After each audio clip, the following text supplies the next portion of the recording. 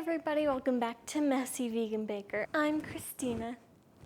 So I just got back from a trip, and while I was there, I went to this cool store. That's what it's called. I went to a store and it had a ton of different like salsas and other stuff. It had some of that kind of stuff, and then it had a ton of spices. And it had a lot of different kind of salts, which was really cool. And I found black salt, finally. Then I was looking even more, and I found the coolest thing ever. And I'm so excited. I found, wait for it, chocolate salt. What? So, of course I had to get it because I've never seen this. It is the coolest thing ever. It literally is sea salt, unsweetened Dutch cocoa powder, and vanilla powder. That's it. And I was like, that is so cool. I didn't even know that this existed. So I bought it, duh. And then I decided that I had to make something with it this week to show you guys because I'm so excited. Of course, I thought, well, it should be chocolate because it wouldn't make sense otherwise. So this week I wanted to make something kind of simple.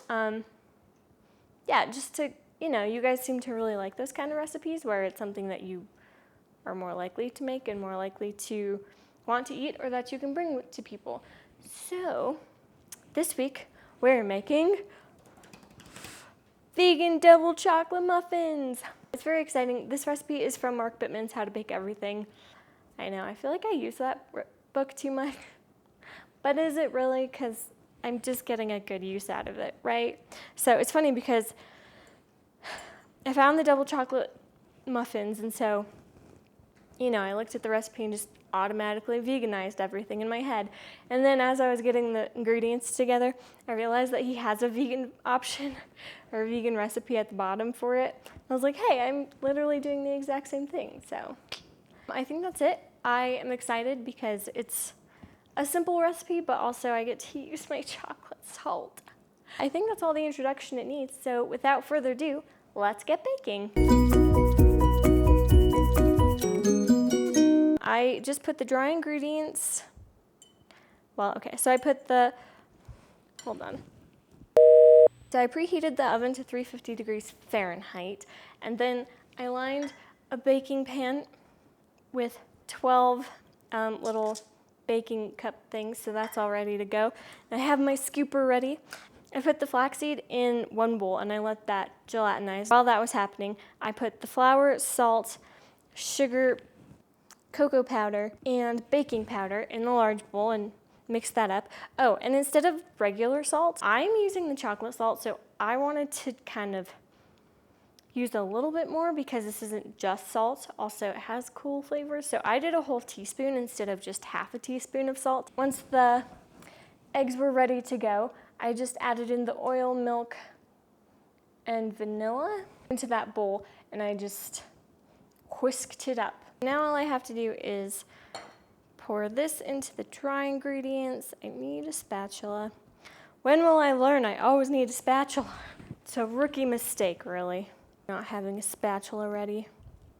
And I guess I will just use the spatula to fold it in. You just want to make sure you don't mix it more than it needs to be because it is just like cakes.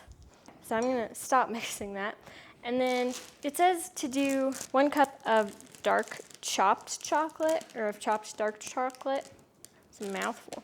But I'm just going to use the Trader Joe's semi-sweet chocolate chips because I am lazy today. And honestly, they always give you a measurement, but really, you just got to measure it with your heart, I need a little more. I'm going to scoop these into here, and it should make 12.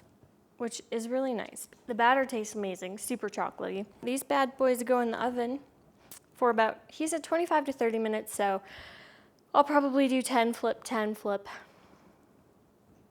pull. I don't know. I'll let you guys know afterwards. So, okay, I'll see you then. So these ended up baking for 20 minutes. That honestly seemed to be perfect. I also remembered right after I put these in the oven that if you want, you can put chocolate chips on top and then bake them, so that way there's like melted-ish chocolate chips. So I forgot that, so I pulled them out and I put some chocolate chips on. So now they are okay. They're all beautiful. And then I just let them cool for a little bit. that's it. That's super simple. Yeah, I guess I shall taste one now.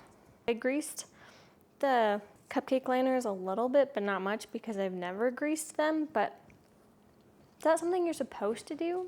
I don't know. Because this one's sticking a little bit. Oops. Okay.